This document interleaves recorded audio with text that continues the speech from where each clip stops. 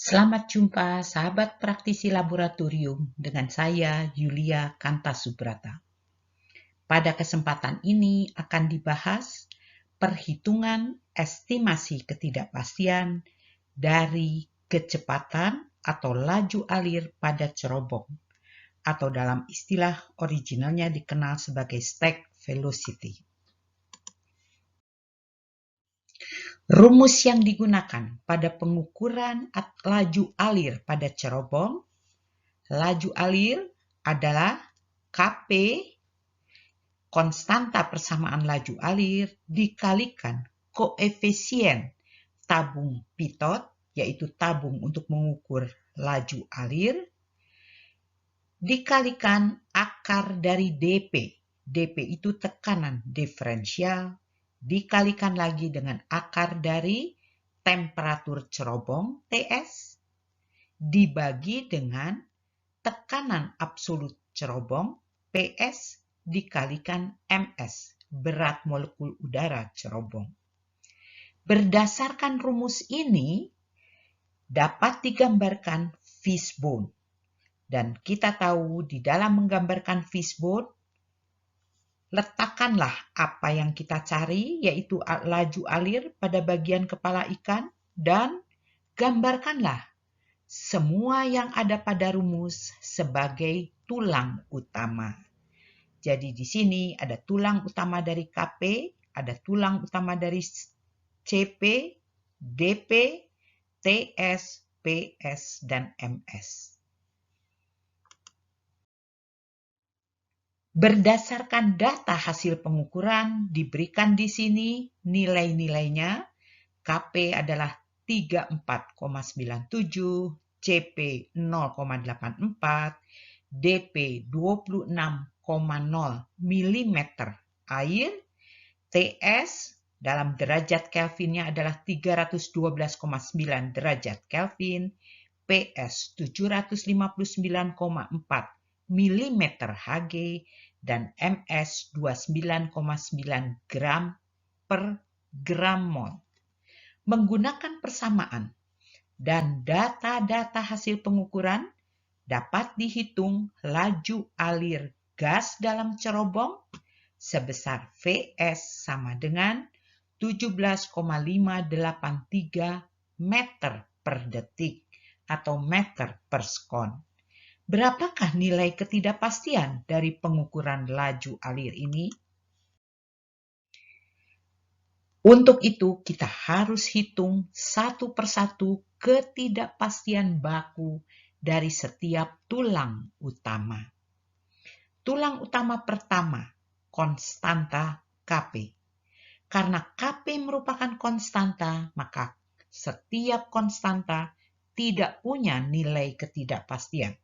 Jadi tidak ada nilai ketidakpastian baku dari Kp. Cp. Cp adalah koefisien tabung pitot. Nilainya di sini 0,84 plus minus ketidakpastiannya 0,004. Karena pernyataan ketidakpastian di atas tidak disertai dengan tingkat kepercayaan, maka ketidakpastian bakunya dicari dari nilai tadi 0,004 dibagi akar 3. Diperoleh di sini nilainya 0,0023. Beralih kita pada bagaimana menghitung ketidakpastian baku dari dP, tekanan diferensial. Pembacaan dari skala manometer ada dalam interval 1 mm H2O atau air. Ketidakpastian pembacaannya adalah setengahnya dari itu, 0,5 mm air. Dan ketidakpastian bakunya sama, di sini pun tidak ada pernyataan mengenai tingkat kepercayaan, maka angka 0,5 tadi kita bagi dengan akar 3. Dihasilkan di sini 0,29. Tetapi karena pembacaan tekanan dilakukan sebanyak 2 kali, maka ketidakpastian baku gabungan dari 2 kali pembacaan adalah 0,29 ini dikuadratkan, dikalikan 2, ditarik akarnya. Dan itu adalah 0,41 mm air. Yang keempat adalah bagaimana menghitung ketidakpastian baku dari temperatur cerobong. TS. Ketidakpastian baku dari probe temperatur pada instrumen pada 39,9 derajat Celcius diberikan di sini angkanya 0,37 derajat Celcius. Didasarkan pada kalibrasi probe menggunakan termokouple, sedangkan temperatur absolutnya sendiri adalah 273 derajat Kelvin ditambah dengan 39,9 derajat tadi. Jadi dari Celsius kita konversi ke derajat Kelvin, menambahkan 273 dengan angka 39,9. Yang kelima, ketidakpastian baku dari PS, tekanan absolut dari cerobong. Tekanan atmosfer sendiri 760 mm Hg. Tekanan statis pada cerobong adalah -7 mm air. Tekanan absolut cerobong 759,4 mm Hg. Dan pembacaan pada barometer terkalibrasi pada 1001 milibar menunjukkan kesalahan sebesar ±1 milibar. Sedangkan 1001 milibar ekivalen dengan 750,8 mm Hg dan mempunyai kesalahan sebesar 0,75 dengan tingkat kepercayaan 95%, faktor pencakupan K sama dengan 1,96. Itulah datanya. Berdasarkan semua data di atas, dapat dihitung ketidakpastian baku barometer adalah 0,75 dibagi nilai K tadi 1,96 menjadi 0,38 mm Hg. Yang terakhir adalah ketidakpastian baku dari MS, berat molekul udara dari cerobong. Berat molekul udara dari cerobong dihitung sama dengan 29,9 gram per gram mol.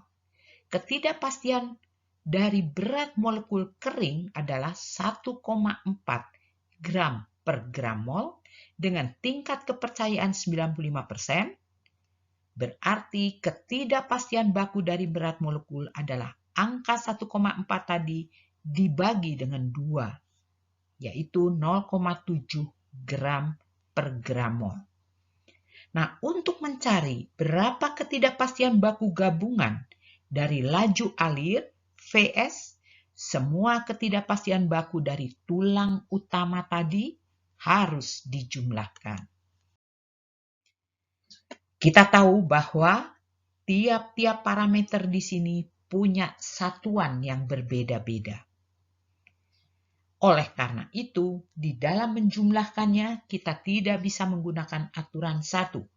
Kita harus menggunakan aturan 2, mencari dulu ketidakpastian baku dibagi nilainya.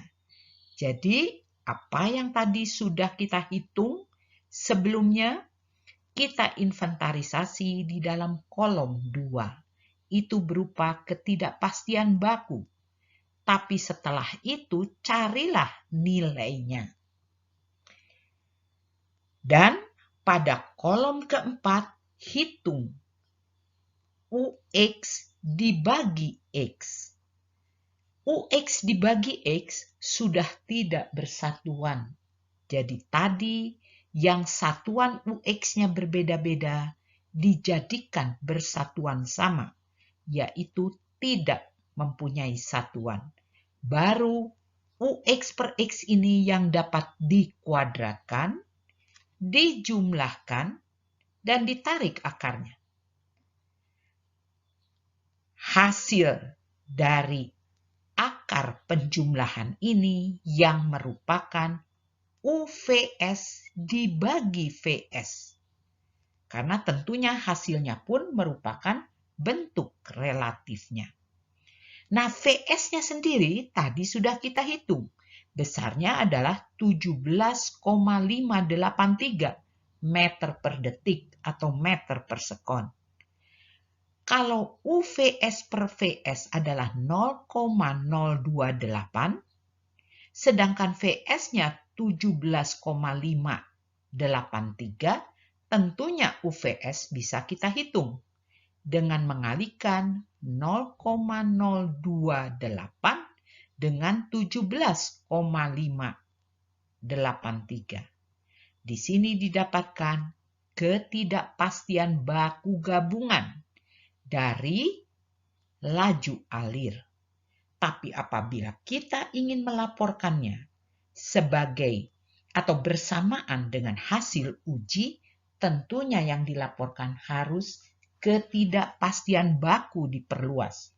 Jadi nilai 0,499 harus dikalikan 2. Oleh karena itu, pada SHU atau LHU, sertifikat hasil uji atau laporan hasil uji, dicantumkan hasil uji laju alir cerobong sebagai VS sama dengan 17,583 plus minus 0,997 meter per detik. Dengan faktor pencakupan K sama dengan 2, tingkat kepercayaan 95%. Nah, demikianlah cara menghitung ketidakpastian dari laju alir cerobong atau stack velocity. Terima kasih atas perhatian semua sahabat praktisi laboratorium. Mudah-mudahan apa yang telah disampaikan dapat bermanfaat dalam menunjang pekerjaan praktisi laboratorium sehari-hari. Jangan lupa subscribe, like, and share untuk dapat memperoleh video-video berikutnya. Tuliskan juga komen sahabat pada kolom komentar. Sampai jumpa di video yang akan datang.